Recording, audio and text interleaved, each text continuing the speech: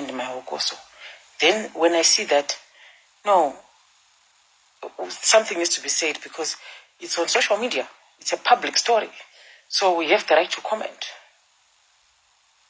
Ndikuda vasikana vaya vanofunga kuti it's okay to name and shame vanhu vakahura nemufesi wako, or to name and shame mahure emufesi wako. Or I don't want names. Today's a good day. Saka, if you name someone in the comment section, your black ass is going to be blocked because I don't do name dropping. Hypothetically, okay?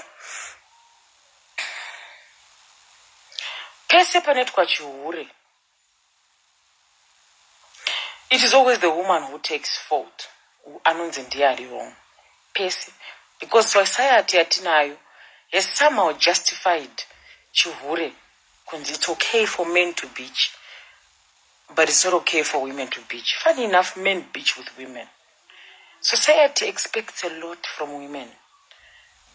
You are allowed to be a very good woman, submissive. You're not allowed to speak your mind, but at the same time, you're not allowed to support no matter what he does, even if he breaks your heart, and all that. Chandoda kuudza vanhu kadzi. Chatinoziva tese, but it's my job to remind you of what you already know.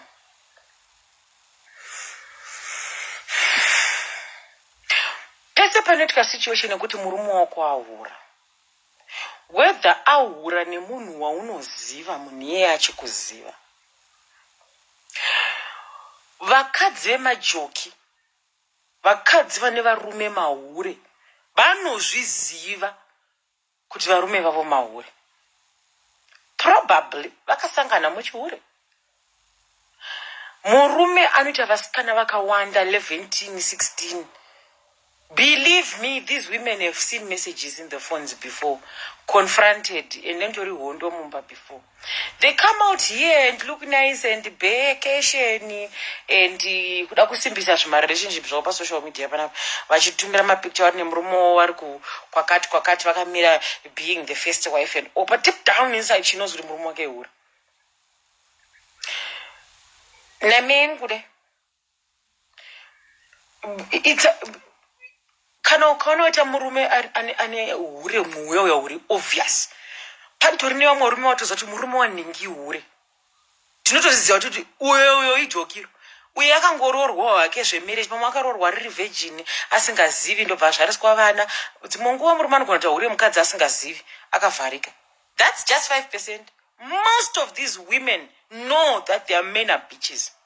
And the society, the community knows that man is married and is a bitch in that marriedness. The reason why that woman would stay in such a marriage is her own reasons and is none of our work also. Mumwe munhu anotodariri hure rakadaro renderangu. Anotoridariri hure rakadaro nderake, ihure rake. Ndorida rakadaro. And it's not for us to tell you kuti siya murume wako kana kuti don't siya murume wako. It's none of our business what happens in your house. The problem is unoziva kuti murume wako ihure. Then you have the balls to come out on the streets and say, hey, calling out other women. Imbwa yako iyo usina kuiboki, usina kumsungirira pageda. Boki, marume are kids. And the imbwa, they're not joking when they say that. Imbwa ikaona nyama inorjika. Imbwa mukaivhurira gedhe inobuda mukasaisungirira. Saka, you know very well that your man is a bitch. They know these women, they want to try and act, my man. They know that the men are bitches. So, then murume wako onyenga. Then you want to act all victim and surprised. And, oh my God, my man is bitched. What you are now experiencing is the bitter truth in front of the people. It's almost like you've been exposed. Kuti, what did you settle for? Zvinonyadzisa for the world to know kuti you have settled for huri. So you now have this misplaced anger, where you now go out and you start shooting all these girls for going out with your man. but your anger is misplaced and you are embarrassed. So you can't tell your man fuck off. You can't beat your man. You can't embarrass your man. You can't leave your man because you love him. So you have the balls and the courage and the skin to attack other girls because you don't know them. You don't care about them. That's why it's easy for you to pick up the phone and say, because that one, you don't know her, you don't owe her, you don't respect her. It's easy for you to shout at a person, there are no quenches. It's easy for you to say, Joki, what not, because no one is going to ask you. But it's not easy for you to took a murume onorana every day. It's not. You actually love him. Ne hure wake uyu. Ndosha ndati pane vamwe vakadzi vanoziva kuti varume vavo mahure. Vanotozviziva, but anomuda ne hure wake uyu. So you can't shout at someone that you love. So you'd rather take out all your anger and frustration on a stranger. That's why it's easy for you to walk up on a person, kidnapper, misa mubutre mota, muvharira omo, vhura stonyeni yake, misa chilies. Momufirima muchimisa chilies. That's why it's easy for you to come out online and say, yeah, XYZ, it's easy for you to attack that other person because you don't know them. The same way it's easy for people to come in on social media and attack Zuva because they don't know Zuva. It's easy. But you can't tell your sister kuti hure even though you know your sister bitches more than me. It's misdirected anger because tomorrow you want this man to pay school fees for your children. Tomorrow you want this man to paint that picture perfect, family picture perfect, what. Tomorrow you want sex. Tomorrow you want that complete family picture. So I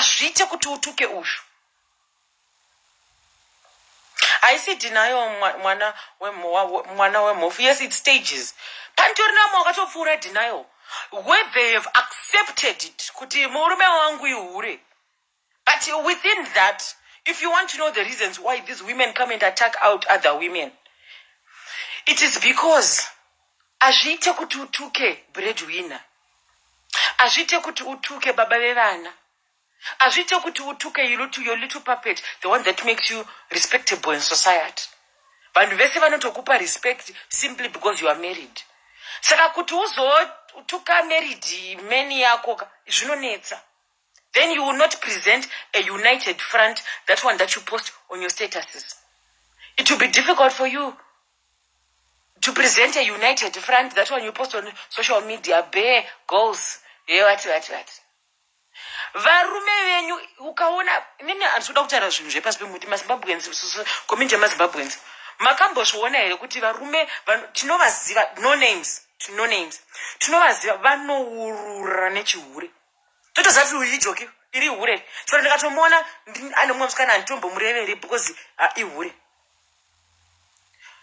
mukadzi wake anozviziva, but reasons known to herself and herself alone, she sticks around. Now that you know that your man is a bitch, you cannot misdirect your anger kunyanyengwa zvekuti iwewe hazvitoti murume wako adanane nemunhu waunoziva. There are no rules to chaos. Chihure is chaos. Chihure ihondo. Chihure mweya werima. There are no rules. Demons have no rules. So now that you have accepted that your man is a bitch, you are accepting chihure chake. Zvekuti ahura nani, chora akahura nemwana wamai vako. In other words, you're trying to say, baby hura, asasa hure neshamwari dzangu. Baby hura, asasa hure nema friends angu. Baby hura, asasa hure nema shandi. Aiwa. There is no rules kuchihure. Mukapabatisisa ipapo. Here's the solution. It's either you leave or you let him cheat in peace. How you choose someone kuti, he can't be with my friend. He can't be with my employee. What do you mean he can't? He can. He can. You can't put a bar, a standard bar. Kuti you are allowed to beach, but you can't beach with my friends. Anyway, I am a hure maviri. Then you want to blame the other woman and say, you know that he's married. You know that he's my husband. Why then would you be okay with sleeping with my husband? Anyway, no one can answer that question for you. The fact that you allowed chihure chotopinda mumba, you either leave that man or you let him cheat in peace. There are no rules kuchihure. Hakuna mtemo kuchihure. Dosha zvakanakira kuti chihure unotsikisa yanokara. Chihure chiramu chihure.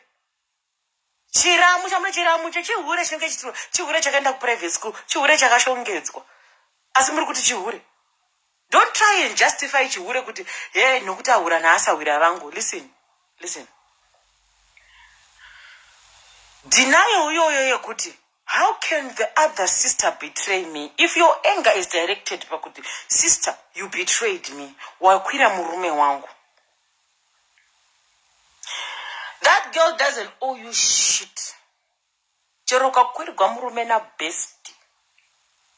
Usually, varume vanokwira vana bestie, vanokwira ma-employees, vanokwira vashandi vaya, vanokwira mudanga.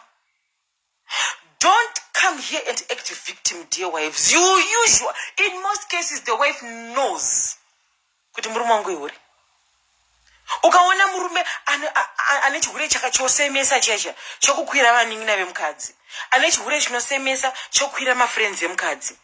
In most cases, mukadzi anoziva kuti murume wangu ihure. Saka, the fact that you know kuti murume wako ihure and you are still there, it means you have accepted chihure chake. Now that you have accepted chihure chake, kona afunga kurya imbwa, irga hono. It means he can fuck whoever he wants, including your friends. Because there are no rules kuchihure.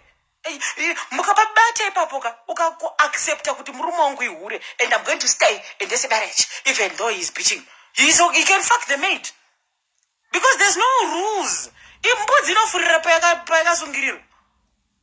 Mombe inofurira payakasungirirwa. Saka iwo kubvuma kugara nehure, kubvuma chihure nemasanzu. And chihure nemasanzu unokwirirwa mwana. It's okay. It's okay for him to bitch, but he can't bitch with this woman that I know. Aiwa, you have no right to come here and cry and say, akahura nemunhu wandoziva. Aiwa, that girl arikukwirwa nemurume wako does not owe you loyalty.